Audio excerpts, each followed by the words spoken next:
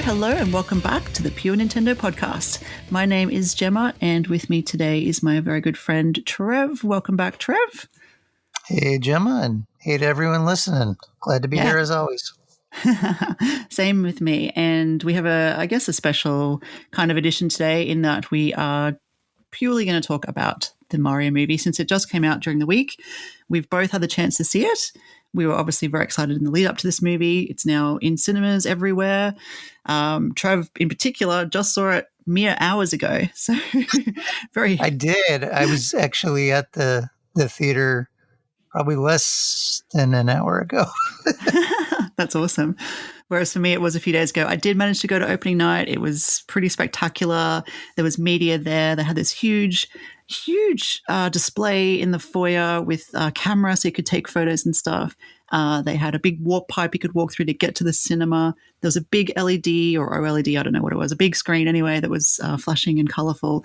They went all out. And this is just a local kind of suburban cinema. It's one of the bigger kind of multiplexes in my area. But, I mean, it's not like in the city or it's not like it's Sydney or Melbourne. It was pretty cool. I was pretty impressed. And obviously I was already excited in the lead up. I had my two kids in tow, so they were with me. And we'll kind of, I guess, give a bit of a disclaimer that this particular conversation it's almost a review, but we'll be giving spoilers. This won't be spoiler free. So we'll warn you as we kind of come to them. We have a lot to talk about. I think for me, I guess I want to say from the outset, I did enjoy the movie. I mean, that's my I guess, base level of enjoyment factor. Yes, I did enjoy it, but we'll get into detail. So let's start with, what should we start with? What would you like to start with, Trev, since it's so fresh in your mind? What was your first impression leaving the cinema? How did you feel? Well, it's funny, because I had my phone muted when we were in, the screening area. So when I left, I saw that you messaged me and like, do you want to record tonight? And I'm like, do I want to record tonight? Because it's pretty late here. It's almost midnight. Mm-hmm. And Jen, my wife, she's like, well, this is probably the freshest time the film's going to be in your mind. True. And of course it was, because we were walking out of the theater. So, I enjoyed it. And as did my wife, who really didn't have much expectations. Mm-hmm. She only knew Mario from, like the Bob Hoskins movie or the TV show with Lou Albano. So she had low expectations and she was very surprised. It seemed, I guess the biggest impression for me is it seemed to go by quick, which makes me think I must have been really enjoying it. Because it's like I sat down and next thing I know, the credits are rolling. I'm like, what? I completely agree. I thought the exact same thing. It felt really, really fast. And it wasn't a super short movie. I think it's around the 90-minute mark, right? Like it's a pretty average length. That's pretty standard for like family films or films that are geared towards younger people, I guess. Yeah, for an animated movie, definitely it's on par. I don't think it was too short. I maybe could have enjoyed a little more time as an adult viewer, but yeah, I think it was pretty spot on. And it was pretty fast paced, right? And I guess that helps with the runtime and that perception of time. For me, it was like go, go, go the whole time. There was no downtime in this movie. Did you find that as well? Yeah, I did. I don't think there was any real wasted shots or dialogue or anything. I guess the only thing is, of course, they're introducing the characters, but even then, I kind of like that, that stereotypical kind of Brooklyn family at the dinner table. Like I thought that was clever. And it was, but really just I guess the good films do that though. They keep moving and they really know how to utilize their time. And especially for a 90-minute movie or, 90 minutes and change. Yeah. I think exactly. Important. Yeah. Well, I think, as I said, we're talking spoilers here. So if you haven't seen the movie, maybe come back and listen after you have. It's been out, I think, about 5 or 6 days now. So hopefully you've had a chance to see it over the Easter weekend that's just passed. But essentially, I think for me, like you said, that whole Brooklyn thing, let's just talk about that for a bit because that was a big part of it. I think I was pleasantly surprised to see us spend a relatively long amount of time in Mario's world, like in the human world, before we got to the Mushroom Kingdom. Mario and Luigi have a plumbing business and it's, it's obviously a new business. They're sort of having, I don't know, they're struggling, I guess, to get customers and things like that. And it was quite funny seeing these two together, working together on a job, trying to fix some plumbing issues. And there's a whole thing with the dog. And that was quite amusing. And then, like you said, the family.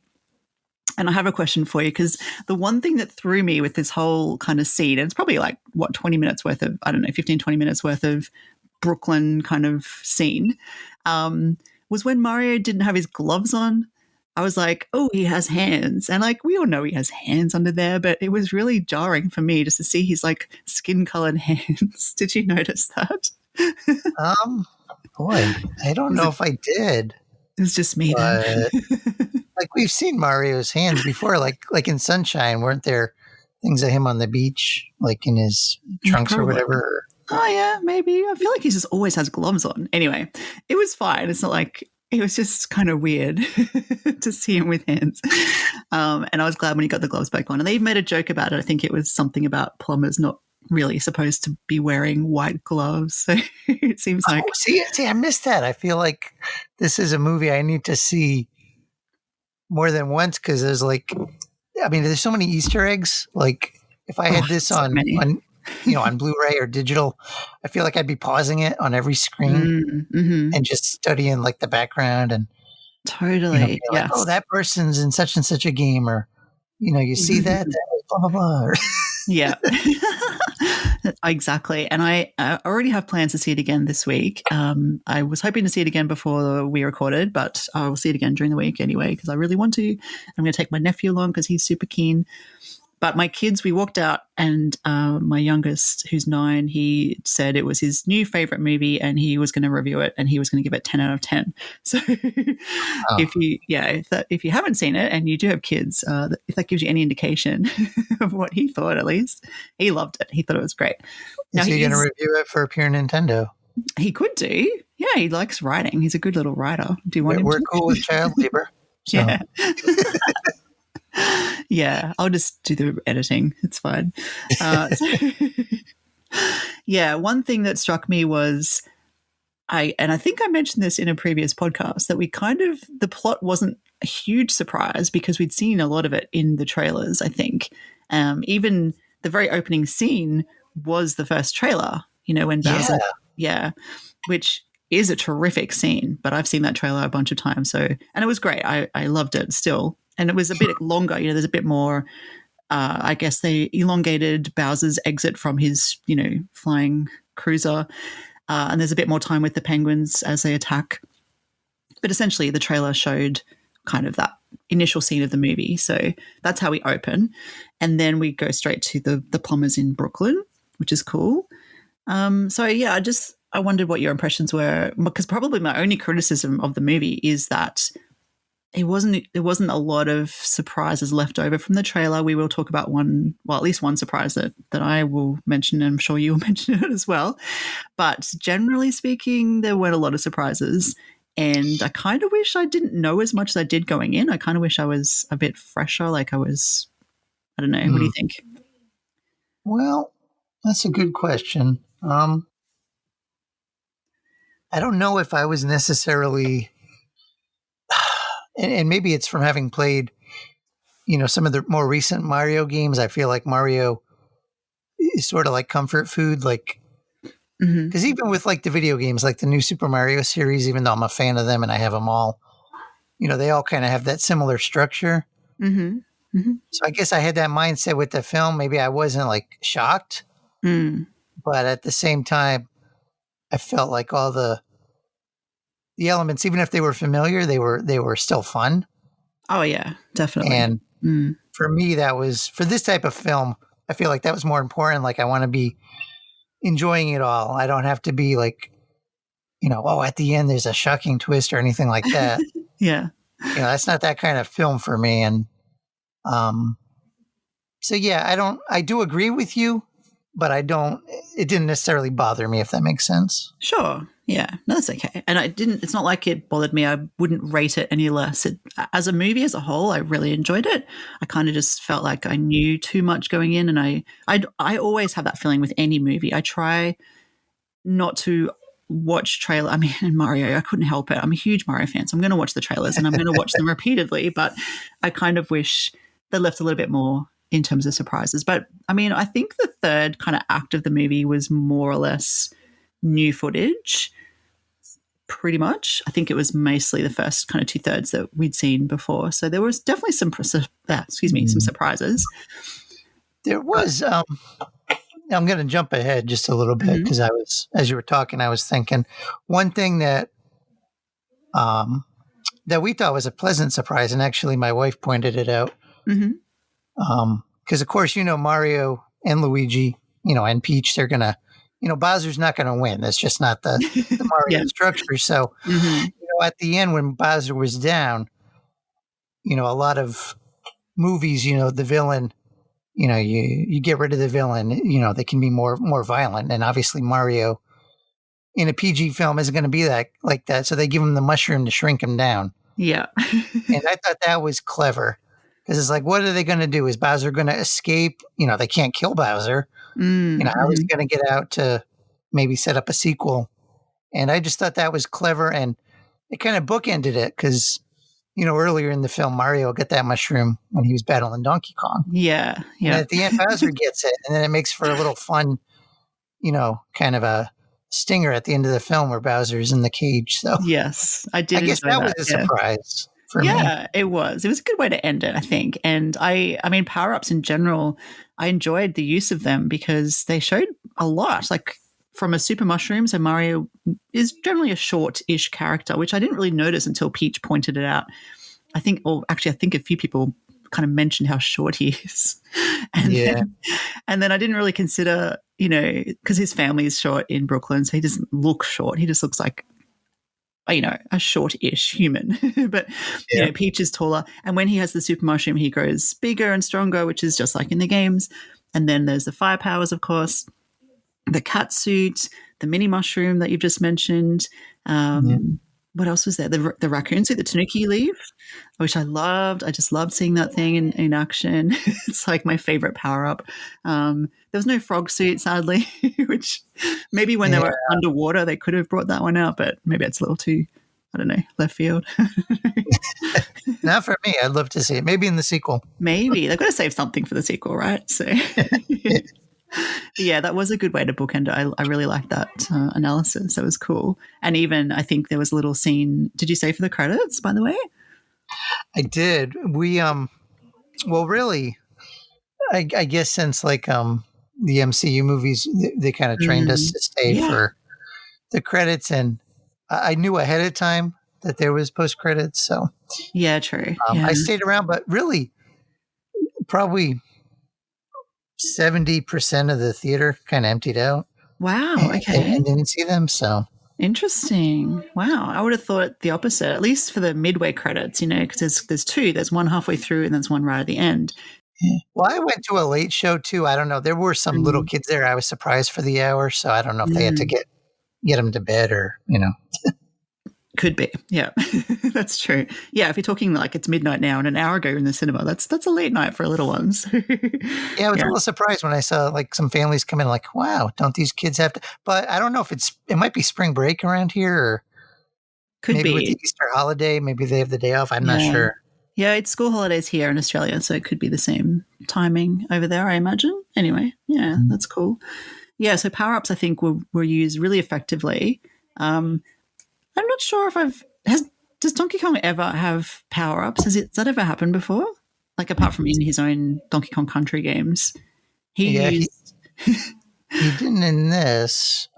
Did he not? Although Peach got some power-ups. She did. She became Fire Peach. The ice. And the ice. Oh, that was the other one. That was great. Actually, that was really cool. The ice one. Yeah. I did like that. And the way they snuck it in. So we'll come back to that, I think. But let's talk about voices because this has been a huge part of the lead up to the movie has been all of this talk on the internet about the voice actors. And I want to start by saying they were all really good, in my opinion. There are a couple of standouts. For me, that was Charlie Day as Luigi and Jack Black, of course, as Bowser. He was just amazing. He was so, so good. And this is one of the spoilers that I will say. is that we do get to hear Jack Black sing as Bowser, which I love. A couple of times, actually. Like, there's a couple of times. Yeah. And they're really funny and really well done. And if you don't know Jack Black, he is a good singer anyway. He has a band, Tenacious D, so he's well known for creating quite funny rock songs. And so it fit very well with Bowser.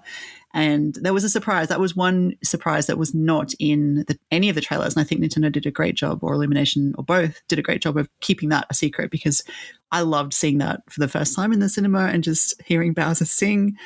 And he was singing about Peach, and it was just amazing.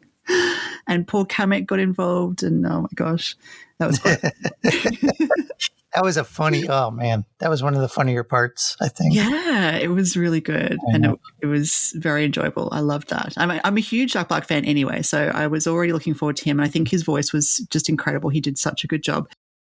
I tell you, I don't think I would have known.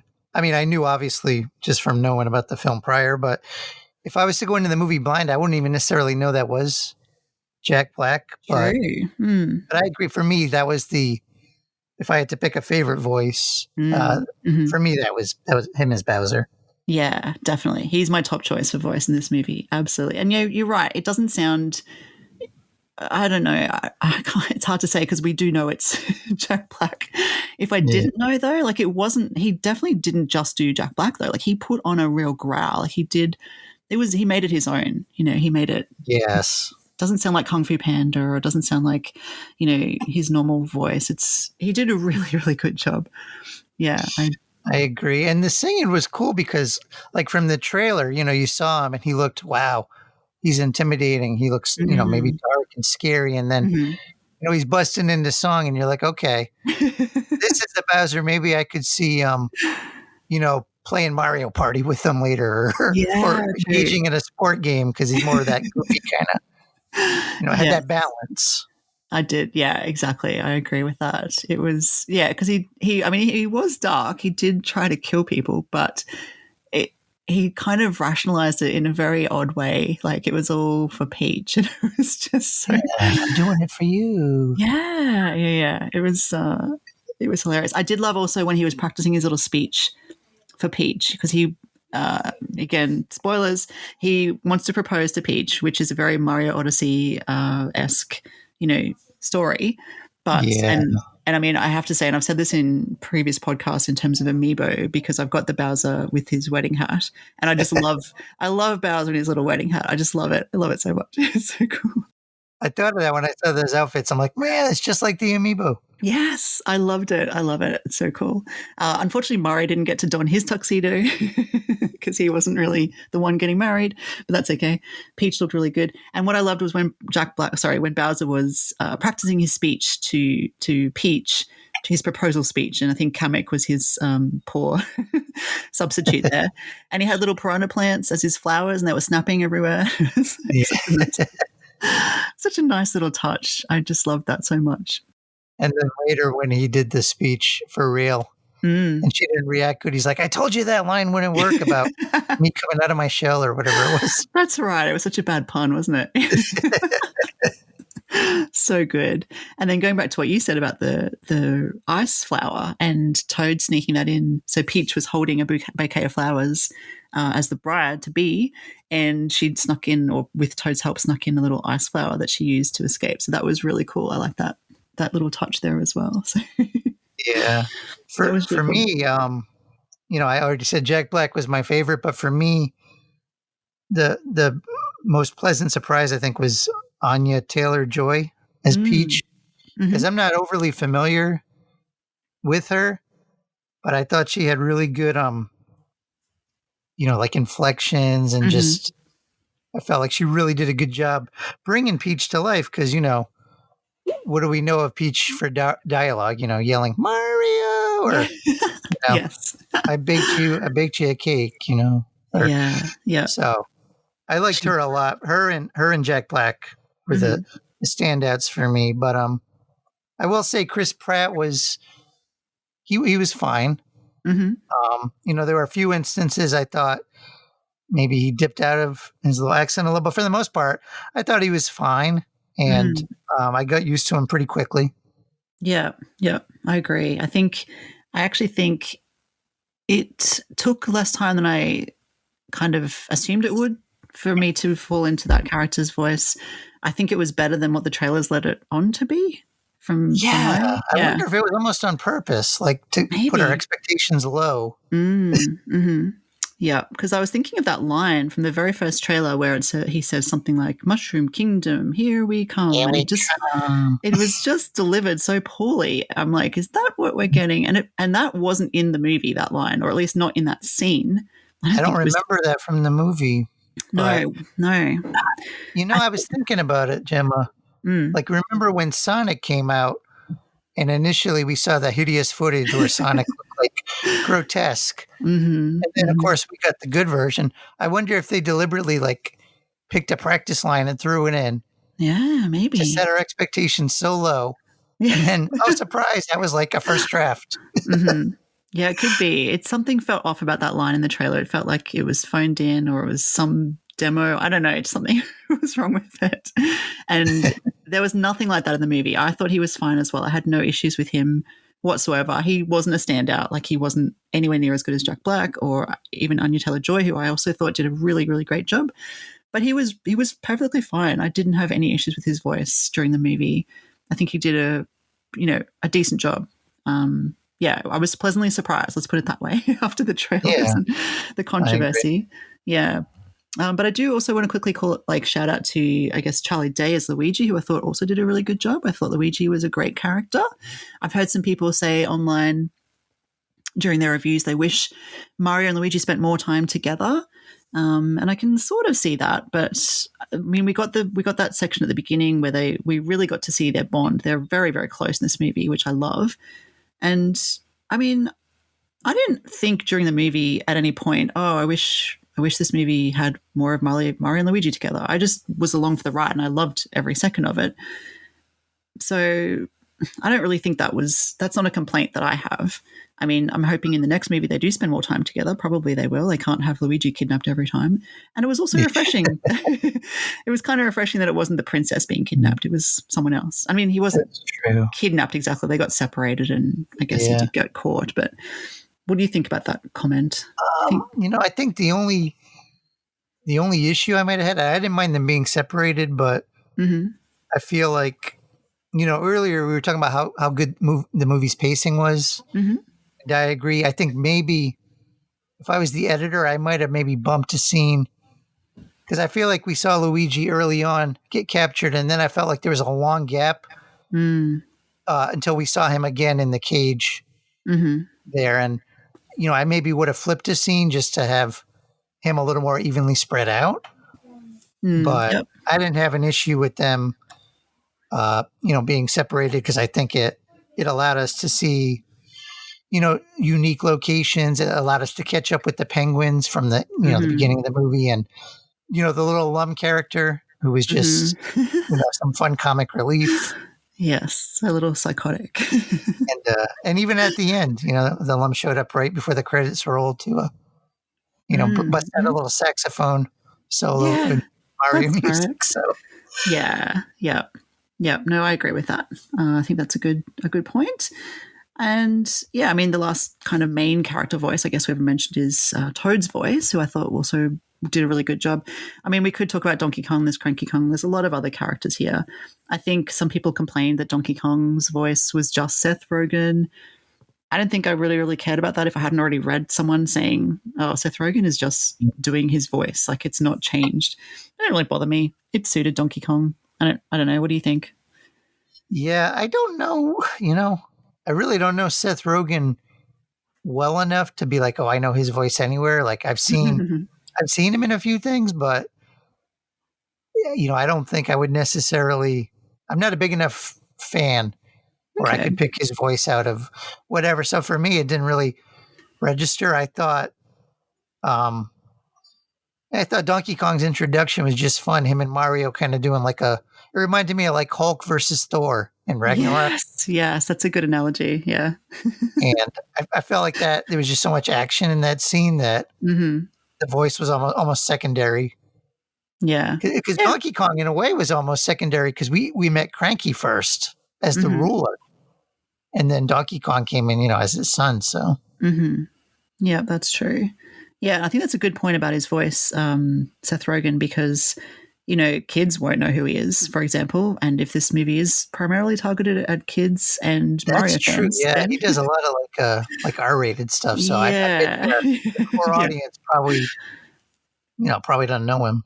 Yeah, so I don't think it's an issue. I mean, and I have seen I actually would recognize his voice. I've sort of seen him in a lot of things, and I could quite like Seth Rogen. I think he's generally quite funny in a hit or miss kind of way. So it didn't bother me at all. But I just heard some people say that, and I'm like, oh, that seems to be very critical review. Like, is that your main complaint about this movie, that Seth Rogen didn't put on a special voice for Donkey Kong?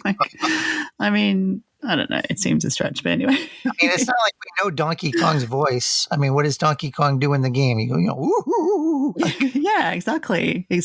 So I think it's fine. So, I mean, and that's the case with a lot of these characters. I mean, they have vocal clips, but we don't know their voice. Like, probably the most different was Toad, but what would you do? You can't do a whole movie talking like Toad in the game. You'd strip your vocal cords. Yeah, exactly. So and I feel like all the voices were good. I was looking through the IMDb, and even even some of the smaller parts had good voice actors. Like it had a Scott Menville as a Koopa General, and he does like a Robin in Teen Titans, and cool. Okay, kind of vocal. So they have good voice actors. Yeah, there's no small parts, only small actors. Yes. Very true. No, that's cool. I didn't know that. I haven't looked at the other voices, actually. That's really interesting. I should do that. Yeah. I think and so Toad, let's just wrap that up with that little bit of Toad. I think you're right. You couldn't do a whole movie with Toad's voice, probably in the same way you couldn't do a whole movie with Mario's voice. I suppose you probably could get away with it with Mario, but anyway, that's a whole other issue, and they didn't go that way. But with Toad, I think, Keegan-Michael Key did a really good job. He kind of made it sound like Toad-ish in that he was screaming a lot, like he was shouting a lot,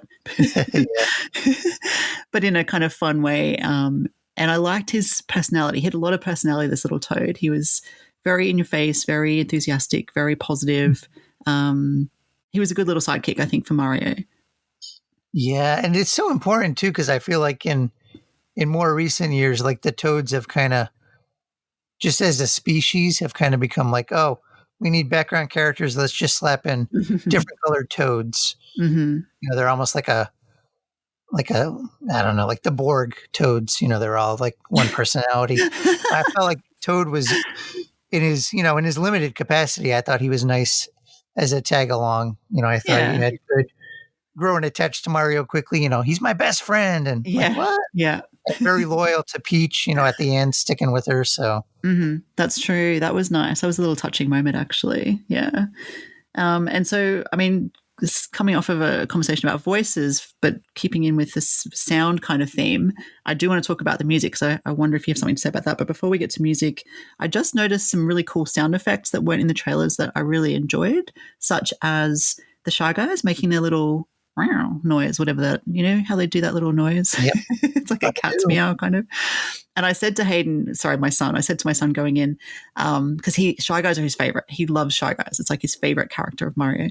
And we know they're going to be in it because we've seen like little snippets in the trailer. But I'm like, I wonder if Shy Guys will have a bigger role than we thought. And I wonder if they'll make that noise that they do. And he's like, I don't know. And then as soon as they captured Luigi and made that little row noise, we looked at each other, and he had this big grin on his face.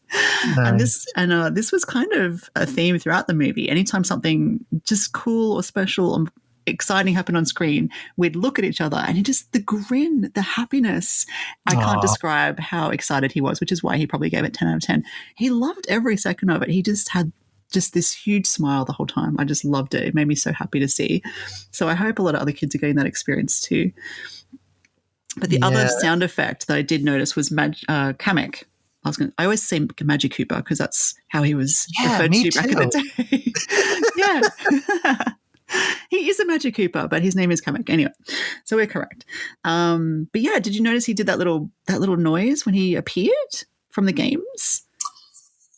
I don't think I did catch the Shy Guys, but I think I might have missed that. That's why I feel like this is a movie I got to see again Yeah, and yeah, again and again, because there's so many little Easter eggs or just nods to the fans that I feel like absolutely. a casual viewer would miss, or even a fan like myself misses on initial viewing. So, Yeah, especially late at night. yeah, it was. It was the last showing of that film at the theater, anyways. Yeah. Well, he just made that little noise when you watch it again. Listen out for it when he appears. With his little sparkles of magic when he appears, just like in the games. Those little coloured like shapes that kind of preempt his arrival. He makes that little. I can't do it. It's a sound effect, but it's like a little magic noise, like a whoosh kind of thing. Yeah. I just love it. I'm like, oh yeah, that's so cool because that wasn't in the trailer, and I'm like, yes, that's what he would do. That's the sound he would make. So I was happy about that. And but he had like his Peter Lorre voice or whatever, like Bowser.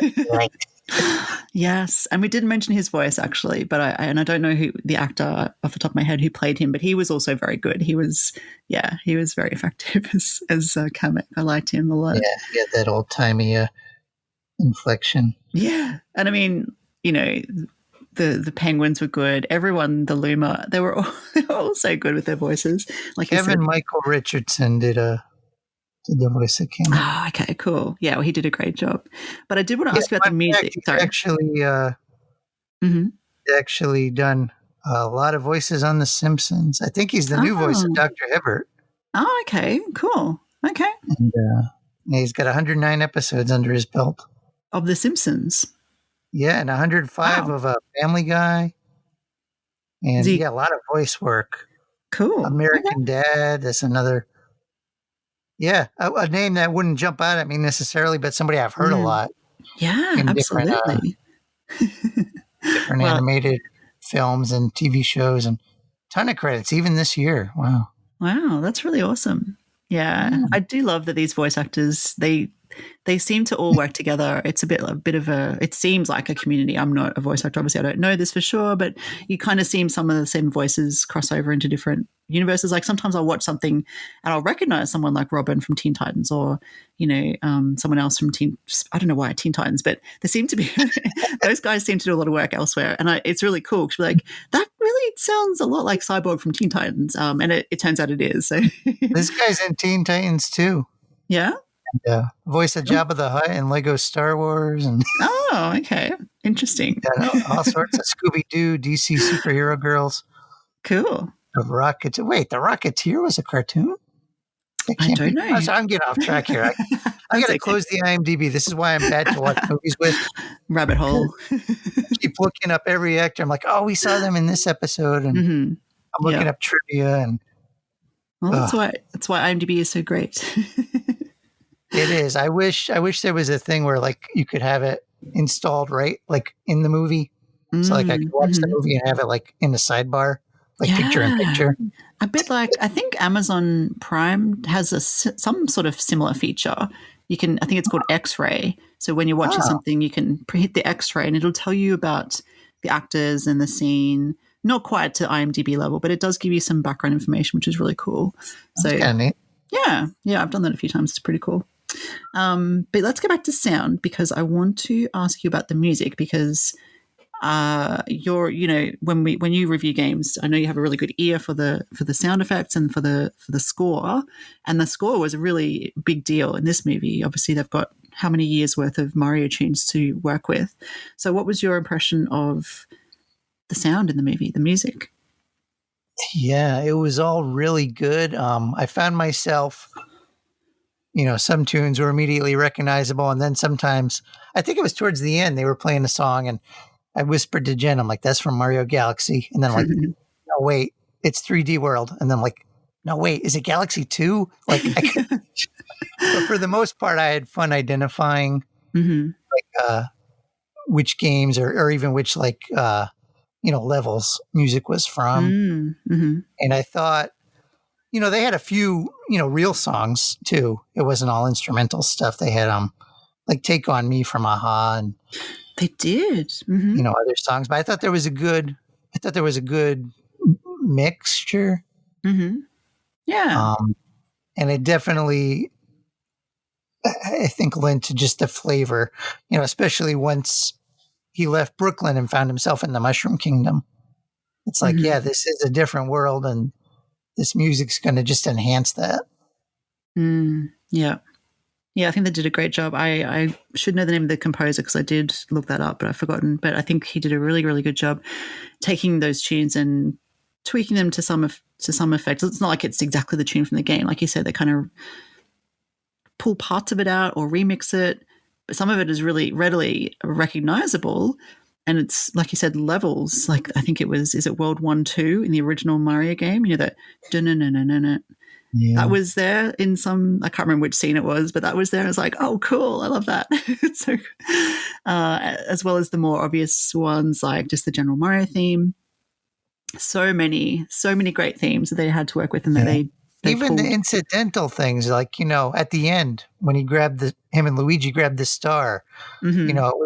it was a more subtle version, but it was like that. Yes, that's right. Yes, the star music, the superstar music. I love that. I mean, they could have easily just taken the clip from a game and played it, but Mm-hmm. they did their own version of it, and it was different, but still recognizable. Mm-hmm. Absolutely. And I wonder, the composer, like I can only assume, but it seems like it would be so fun to work with these existing tracks that we kind of know and love over the last 30, 40 years, however long Mario's been around for. I mean, when it was his 35th anniversary a couple of years ago, right? So 30 something years. He's been around since he was Jumpman, which incidentally was in the background. The Jumpman really? Oh, is that what they were playing? What's his name? Marinette was playing, right? I think so. Yeah, right. I caught it, especially at the end when Mario was. I think he had gotten knocked and he was kind of sitting down, maybe contemplating defeat, and it was in the corner. Mm-hmm. Yeah, and he was getting his little. He was watching this commercial he filmed with Luigi, and he kind of gave that pep talk, like, "We're gonna save Brooklyn," like it was stuck. Yeah, that's right. Yes, that was cool. Yeah, so I think, I mean, since the early '80s, anyway. I mean, was that 40 years? Yeah, just about. Yeah, I mean, crazy. It is crazy, actually. Maybe they'll make a bigger deal of his 40th anniversary than they did of the last anniversary that we didn't get a whole lot, did we? Anyway, that's fine. I mean, we haven't even had any.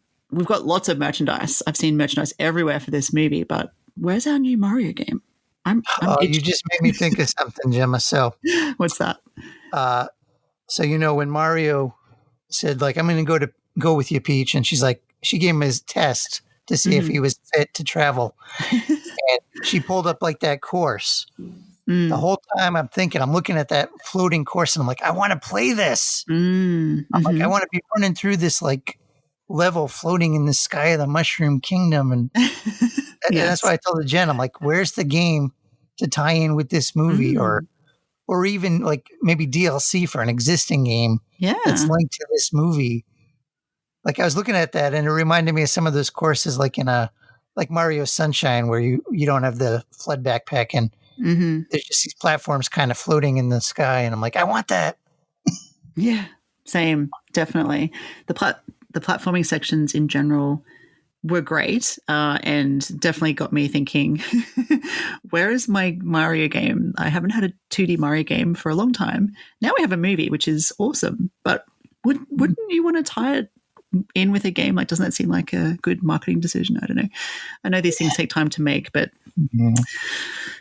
maybe they have one, and they'll surprise us when this movie comes out, like digitally or on Blu-ray. They'll be like, "Hey, we got a game to tie into it."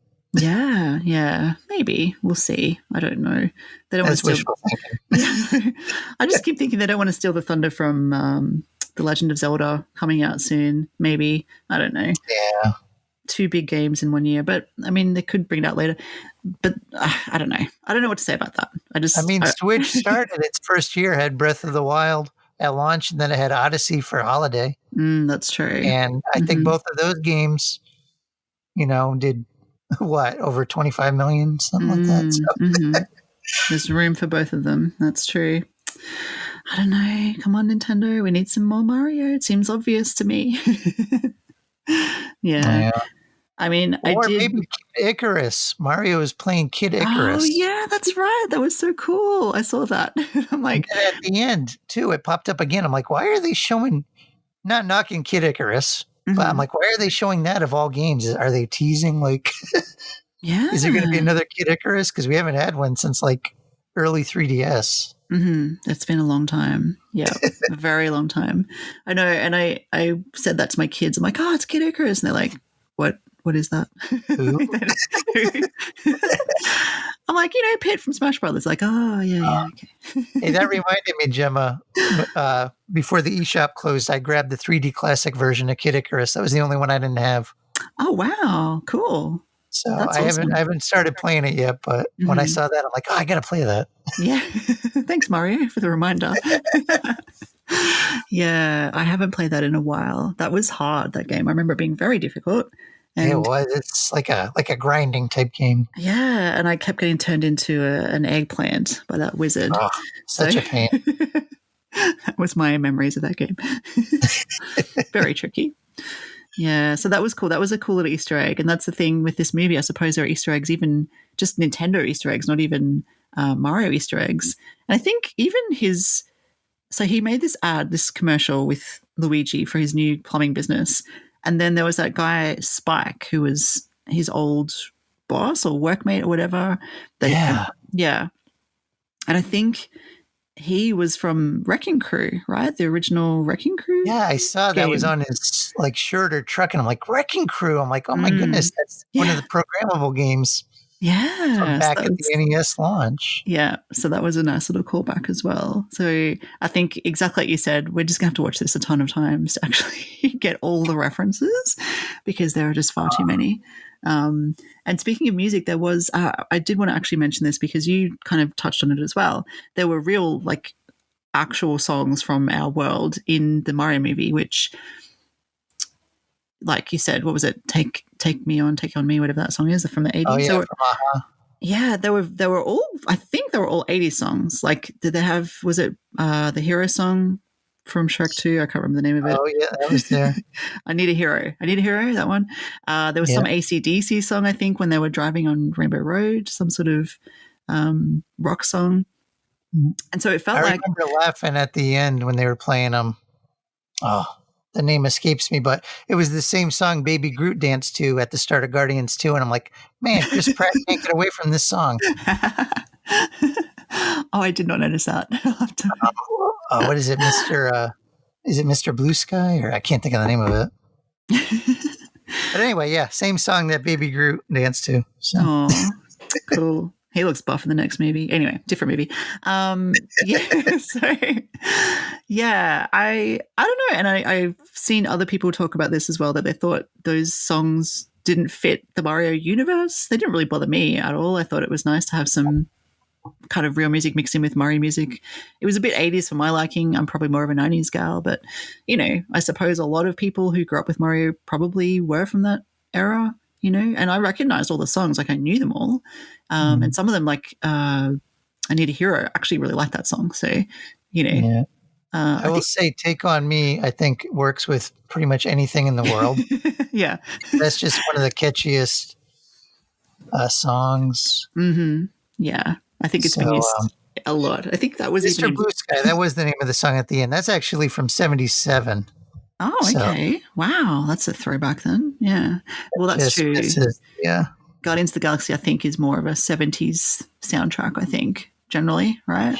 Yeah. Mr. Blue Sky by Electric Light Orchestra. Oh, okay. Cool. Sun is shining in the sky. Well, I ain't going to sing it, but... Take it away, Trev. You might have to edit that part out. It's like 12:30 here. I don't have my singing voice on. I'm thinking we know how to make you do what we want. We just record late at night and we get something like a song. So. Take advantage of me. So, I mean, this has gone really quickly. We're already at 44 minutes here. So, much like the movie went quickly. Yes, exactly. Yeah. So I guess let's just talk a little bit more about, I suppose, the overall plot. So we've already mentioned this is a spoiler chat. It's not spoiler free. The whole Bowser wedding thing that went down. I think there was a lot of tension in that scene when, he's actually lowering the likes of Luigi and the penguins into the lava, and Peach whips out her her ice flower and kind of saves the day. I didn't know until the very end that the star was a what is it, a superstar, right? Like a invincibility star. Yeah. I mean, we didn't know this from the trailers either, what sort of star it was. It could have been a power star or whatever, but it was an invincibility star. Yeah, me too. So, I kind of assumed Bowser would take it and become invincible or gigantic or something and ruin the world. But instead, it was a very interesting twist where Mario, I guess, accidentally, by trying to get rid of that Bonsai Bill, this giant bullet that Bowser sends after him, he ends up sucking it into the warp pipe where he came from the real world. And so the Bonsai Bill exploded in the pipe, and it kind of caused this suction effect that drew the Mushroom Kingdom, or parts of it at least, including Bowser's airship, into Brooklyn, which was interesting. And it did make me think at the end, how did they get that stuff back out of there? Don't know. They kind of glossed over that. But anyway. It made me think of Tony Stark at the end of the Avengers bringing the warhead up through the wormhole. I'm like, oh, here's Mario bringing Bullet Bill through the pipe so it can explode and away from everyone. Yeah, exactly. I think it was good also. Was it Bowser? I can't remember if it was this scene or not. I had this thought, this might not even be the right movie. Was Bowser getting attacked by everyone at once at one point? And it was a bit like Thanos getting attacked by it was Star-Lord and his crew with Spider-Man and Iron Man, and they had this plan to, in the Infinity War, the first of the two movies, and they almost had him. I felt like they almost had Bowser, right? They were like all attacking him from different angles, and then he kind of escaped. I wouldn't be surprised if they had nods like that to because Chris Pratt's so well known for that role, or even Jurassic Park. Like, I thought they had a little background scene of like the Yoshis, and I'm like, I wonder if that's supposed to be like a Jurassic World nod. It did look like dinosaurs running freely through some sort of, open world island similar to Isla Nublar, whatever it's called from Jurassic World. Yeah, maybe. I didn't even think of that, but possibly. And I loved seeing the Yoshi egg as one of the wedding gifts, on the table there. That was cool. Mm-hmm. And of course, do we want to say what that final credit? Oh, yeah. This whole thing's spoilers. So stick around for the end credits because you'll see another Yoshi egg. Yeah. So I think it was, I liked the ending. I liked that they didn't give us too much. I was really hoping to see the likes of Daisy or Rosalina or something, but I didn't need to see them, and that's fine that I didn't see them. They can always bring them in at a future date. Considering we did see Yoshi's, though, I was interested to think about what this meant in terms of Mario and I guess Yoshi being his new companion or whatever, because in the games, obviously, Yoshi and Mario are quite close and work together. So it'll be interesting to see where they go with that. Yoshi's Island will be the sequel. Yeah. Well, we just had the Yoshi's Island course on Mario Kart DLC, so maybe it ties in somehow. I don't know. I want a Mario Kart course based on the Rainbow Road leading to Bowser's Castle and whatever Donkey Kong has going on to get to their throne room. That looks crazy. Oh, yeah. Oh, my gosh. And, like, no seatbelts or anything. And, like, luckily they were holding on to Toad because he was going to fall out of that thing. So, yeah, I mean, the whole, we could probably keep talking forever about this movie because there was so much in it. But, yeah, the cars, the whole Mario Kart scene, which was fantastic as well, visually as well as just being interesting, with the Kongs being in charge of the karts and kind of having this awesome, huge kind of garage or workshop where they built the cars. You could spin, just like in the Mario Kart games, you could spin to get your vehicle, which is a nice touch. And Toad picking that big old monster truck. Yep. And Mario having his classic kind of kart, and Peach on her bike. She looks so cool on her bike. And I really didn't know where that scene was going to go. And I think that's one of the parts of the movie where it did drift from my expectations in terms of what we'd seen in the trailer. So, we'd seen Rainbow Road, we'd seen the Koopas kind of attack, I suppose, the Kongs and the Marios, whatever, on the road. what we didn't see was the road splitting and Kong and Mario falling right down into the water, which kind of changed everything because they didn't even know if they'd survived after that, really, did they? So that was interesting. And I actually did like the bond between Mario and Donkey Kong because they had this rivalry right from the beginning. I mean, they were pitted against each other in an arena, a fighting arena. So, they obviously both thought they were the better fighter, and Mario did win. But eventually, when they're trapped in a whale, certain doom, or not a whale, sorry. Was it a whale or was it that an eel? Yeah, it was an eel. The N64 game. Mm-hmm. It was. Yeah, my bad. I was just thinking of generic whales that people get eaten like in Pinocchio or something. Yeah, I did kind of have that Pinocchio vibe. Yeah. But I thought that was nice because there's not a lot of it's not a deep movie. It's an animated movie that runs for 90 minutes, but there are these little pockets of emotional kind of growth between characters, especially with, I think Mario and Luigi's bond we saw was quite strong. We saw that emotional side of Bowser where he was pining after Peach. And then we saw Donkey Kong and Mario become kind of buddies, I guess, after a rivalry. Yeah. So, and that's true to the games because, Mario is popular from his platformers, but you think of how did he start, in Donkey Kong, where Donkey Kong was his enemy. And then in Donkey Kong Jr., it was flipped and Mario was the enemy. And then even like even the mini games, Mario versus Donkey Kong, like March of the Minis or Minis on the Move, they still kind of have that rivalry dynamic. So yeah. I think it was faithful. Definitely. I actually really like that Minis on the Move. That was a really good game. That was great, actually. Yeah, I think that whole series is due for a Switch entry. Absolutely. Yes. Can we please have some more of that? Thank you, Nintendo. So we're not greedy at all. We want it all now. So what else can we say about this movie before we kind of sign off? Do you have anything else you want to bring up? Well, I was looking at the, and of course their estimates because, the weekend's still not over, but this movie is now the top grosser for opening weekend. Really? It beat, the previous record was Ant-Man. I think it had around 110 million. And this movie took in, I think, around 140 million, at least in North America. Wow, cool. So it set that box office record for North America. Wow. And I think I remember reading that even worldwide, I think it topped like Frozen for like the biggest animated opening. Oh, really? That's pretty. I'm going to look that up really quick because I was. Yeah, go for it. I was looking that up actually just before I hopped on. Yeah. Well, while you're doing that, I just want to call out a couple other things I really enjoyed in the movie, just little tidbits, or I don't know if you call them Easter eggs exactly, but what I loved was during those platforming sections we mentioned earlier, that Mario, when he started running fast, he put his arms out just like he does in the games, like when he's about to take off, like with Tanuki flight powers, whatever. And I also love that he did a triple jump. Did you notice that when he was running with Donkey Kong doing that platforming section towards the end? He kind of jumped and jumped again and kind of flipped backwards like he does when he does the triple jump. And I'm just like, yes, I got the propeller thing, but I didn't get that other one. See, again, I feel like, I probably caught maybe a third of the nods. Yeah, exactly. And that scene was very fast. Like it was so quick. It was just, flashing past all these boxes and enemies. And actually, that's another sound effect that was cool when he just even jumped on a Koopa and it was like, doop, doop, the little shell noise.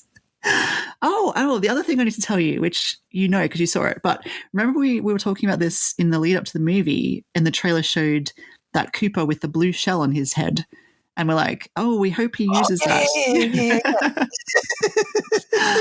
And then when he kind of got stopped, I'm like, oh, that seems like a missed opportunity. He's a blue shell. Why didn't they do anything with that? And then he blue shelled himself. I'm like, yes. That was cool. I know. And it even did that little spin around thing. It's like, and it made the noise. Yes. It was perfect. It was so good. I loved that so much. Yeah. I just pulled it up, Jemma.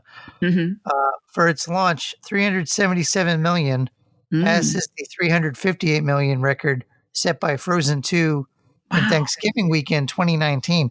And that's big because Thanksgiving weekend is a heck of a bigger box office weekend than April is. Yeah, So that's that's huge. impressive.